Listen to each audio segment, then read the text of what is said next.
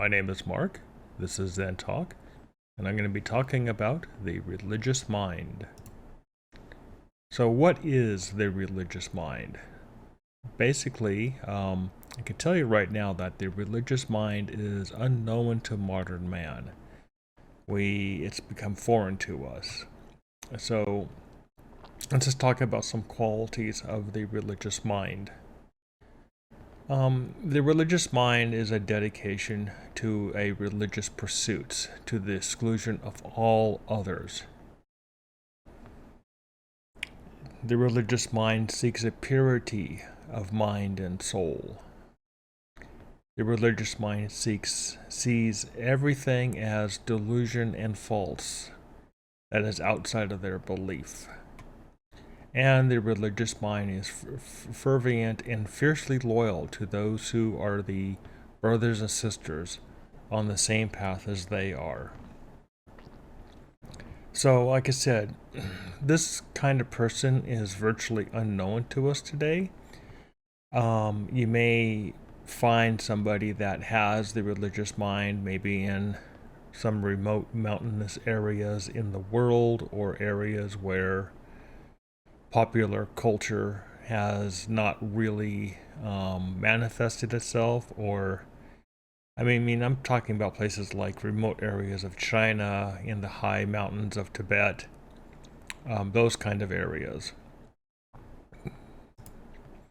So, developing the religious mind is extremely important for your spiritual development. This is something that a lot of the religious teachers, including Zen and Buddhist teachers, will talk about almost every time they do a talk. It's really about the developing and the maintaining of the religious mind. And like I said, for a lot of Westerners, this Western mind is almost unfathomable. For other cultures, such as those in India or even the Middle East, or areas in remote areas that have not really been affected by the current pop culture, you can still find aspects of the religious mind and little pockets here and there, and you can still find people who can maintain this. So, seeing and truly believing that the worldly ways are false and that only leads to suffering. This is really important, that this isn't I'm going to live in worldly ways and then, understand that they are false, but you still live in them. You're still living in suffering. You're still creating suffering because you don't truly believe it. You're still most people in today's world are kind of half-hearted. They're kind of believing and they're kind of practicing. They're kind of half-heartedly into it because they still think that the science and the technology does have some sort of salvation quality to it, or some sort of truth to it, even though we know that the worldly ways and anything created in this phenomenal world is false. So it's creating this true belief and truly seeing everything as false. So the religious mind will develop the pure faith that the path will provide for you. This is so important, where you literally throw yourself down the well. You take that 1 foot off the cliff and you have pure faith that following the path that you've chosen, the path of Buddha, the path of enlightenment, the path of awakening, will provide for you. Most people would say, well, I have a job and I go do that and I live in a home, but on Sundays I'll go to the temple and pray a little bit and do some meditation and chanting. So this pure faith is literally what you would call all in. And the pure faith is, like I said again, this is a very unknown to us in the West, because you just don't really meet people that have this strong of a faith. So the religious mind also develops the absolute dedication to the brothers and sisters of the path. This is the when I mean absolute, I mean 100%. There is, a brother and sister on the path. No matter what, they would receive your help, your support, your counseling, your anything you can give them, anything you could help them with, anything that you can do to ensure that they walk the path alongside you as well. And of course, it's reciprocal. They will help you. What you have is theirs, and what is theirs is yours. That would be sort of that particular mindset. And this is, again, something we don't really see in today's society. Kind of everybody is out for themselves. We call ourselves brothers and sisters of the Sangha, of Buddha, of the discipleship, but we don't really act that way. We have yet to create an absolute dedication. So the religious mind also would view religious law over secular law. And this is something where you kind of see this with the Amish, sometimes with the Mennonites, where they'll look at their religious law over any secular ways or any secular thinking, definitely. And if secular law came along and said, well, you got to go do something else other than your religion, they would just completely ignore secular law. And lastly, the religious mind rejects worldly ways, rulers outside of the path, or impositions put on them by non-believers. And this would be also customs or social norms, conduct, anything that was put on them by non-believers, outsiders, foreign governments, a government, secular rulers, people who are lost in worldly ways. The religious mind would just totally reject that, would not even entertain it for a second. So those that walk the path, this is often called the road not taken, and where ordinary people seek a life of comfort, security, and pleasure. And they see the road not taken as the impassable pass. Many of them can actually, they could see the road, but they see it as impassable, and it frightens them. It's filled with all kinds of things that they do not want to go down, they do not want to deal with, they do not even want to have. It's a lot of obstacles and a lot of issues. They're looking for comfort, security, and pleasure. Yet those that choose the road less taken, it's the developing of wisdom and spiritual knowledge. And this can be a very deep wisdom and spiritual knowledge. It's liberation from suffering of the worldly ways, with comfort, security, and pleasure. These are seen as fleeting and in decay. So you've liberated yourself from these desires. You've transcended this mortal body and develop and empowering a spiritual self. Thus you are empowering the soul, so to speak. And lastly, the emancipation of the soul from this phenomenal existence. Thus you gain the enlightenment, you become the Arhat, and have achieved Buddhahood. And this is more or less what the road less taken leads to. And this is something that of the religious mind goes down. Ordinary people, like I said, can see this road from afar, and it frightens them. So let's talk about what happens to maybe people who obtain the religious mind or who are attempting to attain it. So one of the biggest things is corruption. Corruption can happen to you, and corruption can happen to the path. Corruption can happen to your brothers and sisters. Corruption can happen to just about anything that is in front of you. The biggest one is materialism. It corrupts the path, or a variation to spiritual materialism, as Trungpa would used to say. And it becomes a distraction, mostly, bringing in worldly ways and suffering. So materialism in any way, shape, or form corrupts the path and brings in suffering. Extremism, views of eternalism and annihilationism only bring suffering. So this is also a core teaching of the Buddha, is to not abide in the extremes. We look at the middle path. And this can be really delved into as a core understanding, because this extremism can be found in anything, because we live in a dualistic world. And in a dualistic world, it's very easy to suddenly find oneself in the extremes.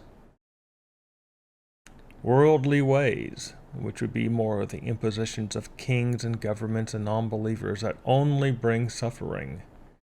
So this is another thing to watch out for, which is worldly ways can creep into towards you. They can be taken up.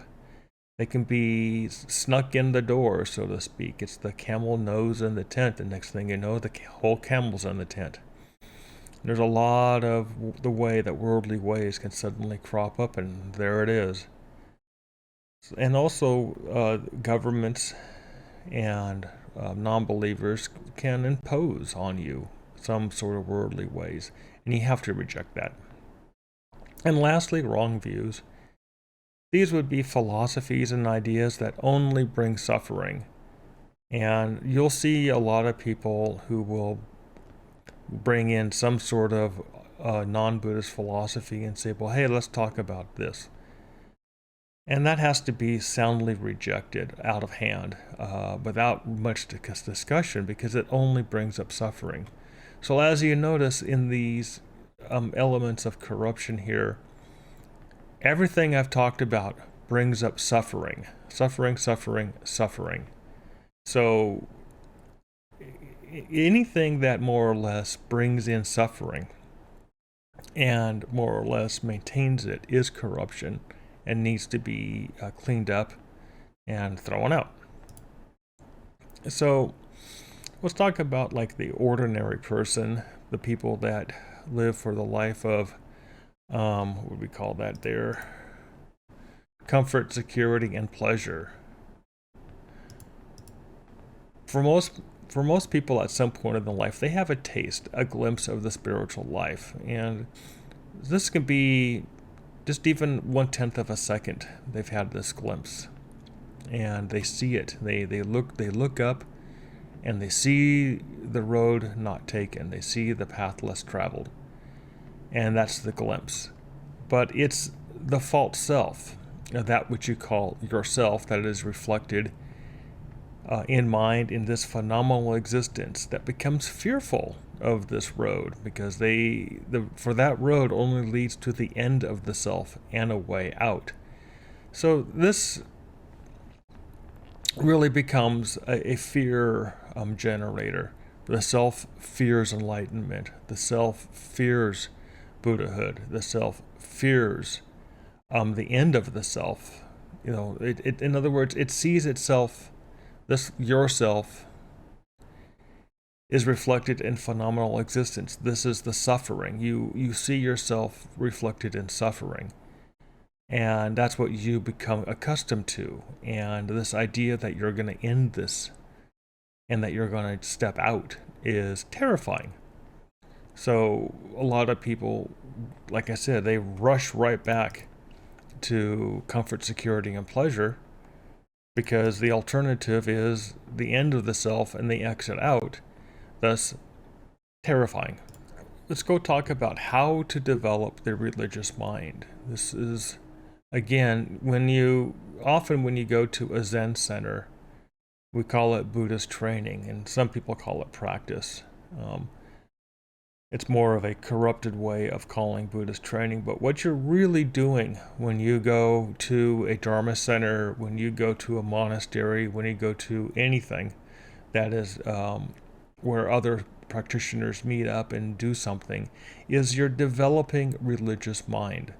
You're hopefully, to understand that the development is absolutely critical for the disciple.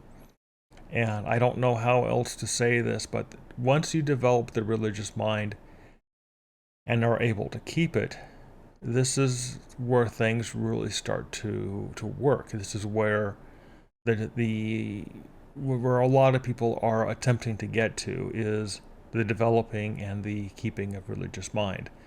So this is what Buddhist training is about. And this and many methods have been implemented to help the seeker. So sometimes this can be implemented through a culture. A lot of cultures have implemented this in their own cultural ways.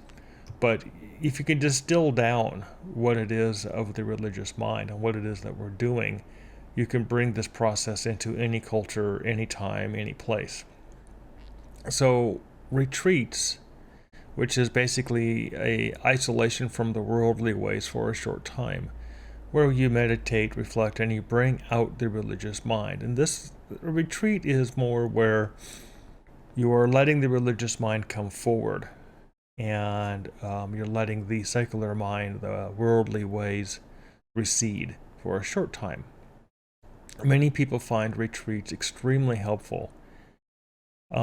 Those that really like the retreats and that religious mind is really brought out forward and who want to maintain it, you may want to go live a monastic life, which is a longer period of a retreat, maybe for decades even, where one devotes to the development of the religious mind. And then lastly, if the monastic life is either just not available or is just not feasible, there's a lot of hermitages out there, solitary living, a total immersion in the religious mind. And you'll see this. My own mentor is a hermit. And the solitary living, the total immersion in religious mind is an amazing thing.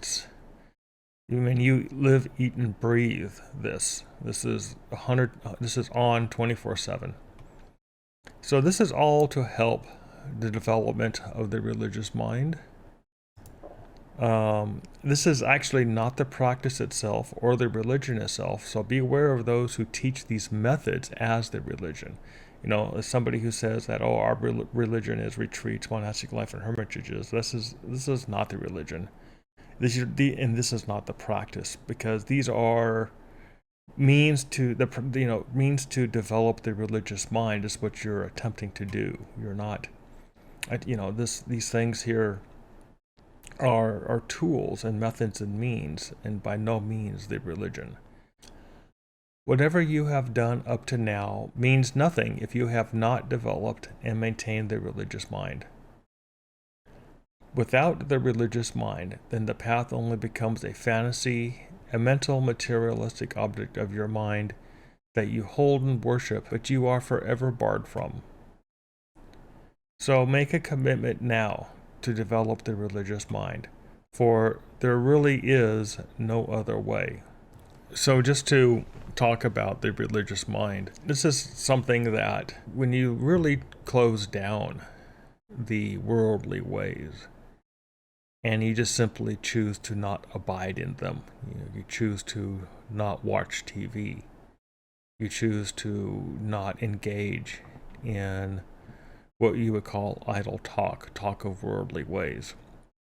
You choose not to participate in the things that are popular or the things that are worldly of other people. When you choose to focus your mind down, and this can be done through meditation. A lot of people will do chanting to sort of focus the mind down, to develop the religious mind. A lot of people may engage in rituals and spiritual celebrations or various other types of things, either solitary or as a group with other people who are also attempting to create and maintain religious mind. So when other people also understand what the goal is, which is to which is to develop the religious mind, and really make sincere, honest effort to do this, things can progress very quickly, and things can suddenly a lot of wisdom and knowledge is revealed to you that never has been before, and thus one makes progress. I hear of students who spend decades um, trying to develop a religious mind, and it just doesn't happen. And there could be a lot of insincerity with that person, but there also could be a lot of distractions. They are just simply still very much attached to the worldly ways and the secular life, and are still seeking, comfort, safety, and security, and all those things that normal people do. And they look at the road less traveled, and they try to map it out and plan it and understand it before they walk it. Whereas really you just have to walk it, unknowingly. Oh, you just don't know what's around the corner. You just don't know what sort of traps and pitfalls are there. So a lot of people become hesitant, or they try to game it out, and there is no gaming it out. It just doesn't happen. So when a lot of times students will complain that they've been kind of stuck, or the meditation is going nowhere, or they're not progressing, or other people are progressing but they are not, and they wonder what's going on. And that is because they've either have failed to develop religious mind, they fail to maintain religious mind, or they have allowed corruption to take place. And we'll go back to the corruption screen here. Corruption would be allowing the materialism to creep in, picking up extreme views, engaging in worldly ways that kind of become like a cancer. It can stain you. It can stay with you a lot longer than you think it does. And also, a lot of people start picking up wrong views and trying to understand why they're not making any progress. So these are, again, like I said, very important things to consider. Now, I would say that if you are truly a sincere disciple and really want to create the spiritual mind, you almost have to, depart from the worldly ways. Now, I do understand that it is virtually impossible for a Western person to do such. There are really no Western Buddhist monasteries that are available. And it's not easy. So, like for myself, I do not watch TV, and I do not really engage in much worldly way things. I don't go to movies. I don't go to bars. I don't drink. I really focus on my Buddhist studies, meditation. Other people I know who are similar in mind, they say, well, I do my work, but then I go home and I chant and I do my various things. Even if you're doing prostrations, even if you're doing whatever it is, it's all in the attempts of developing, maintaining spiritual mind. And I do that here. I mean, I'll be honest with you. I do photography here in Las Vegas, and I drive Uber. So, during those times, though, I have to do those things to pay my bills, which are not much, but it's what I have to do. But during those times where I'm working, I strive to maintain spiritual mind. I limit my actual engagement with people. I don't talk about things that are idle. I don't really get into secular ways or worldly ways that much. I avoid any talk of extremism. I don't really listen to anybody who has wrong views or distracting views, and I pretty much see materialism as false and fleeting no matter what it is. So I do work for myself, and that gives me a lot of liberation to do what I'm doing. I do understand that when people work for another, when they have bosses and they have things like that, sometimes if they don't engage in the ways of the worldly way person, people can see them as an oddball and start complaining.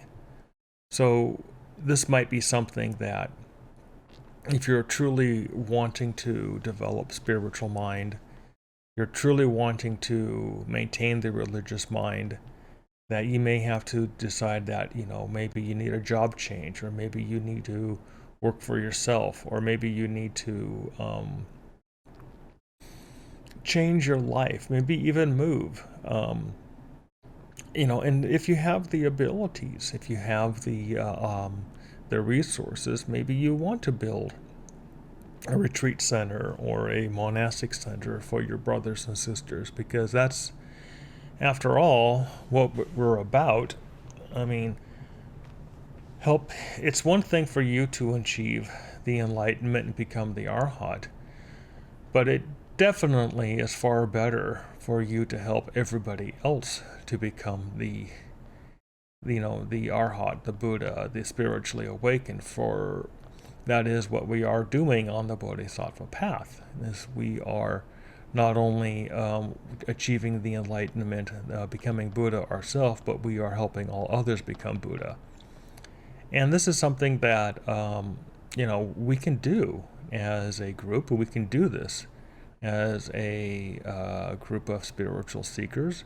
Is we can come together and we can create places like this and invite people who are truly sincerely wanting to develop and maintain a religious mind. For when one person becomes Buddha, it definitely lessens the suffering for all sentient beings.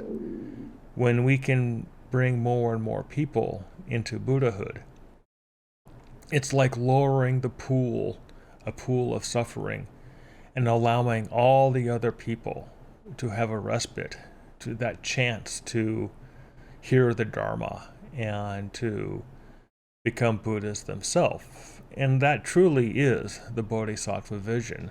The Bodhisattva path is bringing the enlightenment, the opportunity for enlightenment to all sentient beings. And we do this by creating a place for them. All right. Well, this is the end of my talk. I hope you appreciate it and understand how critical developing religious mind is, especially for any sort of practice or any sort of spiritual development. And again, as always, if you like the video, please give it a thumbs up, and I hopefully you'll want to subscribe. All right, thank you.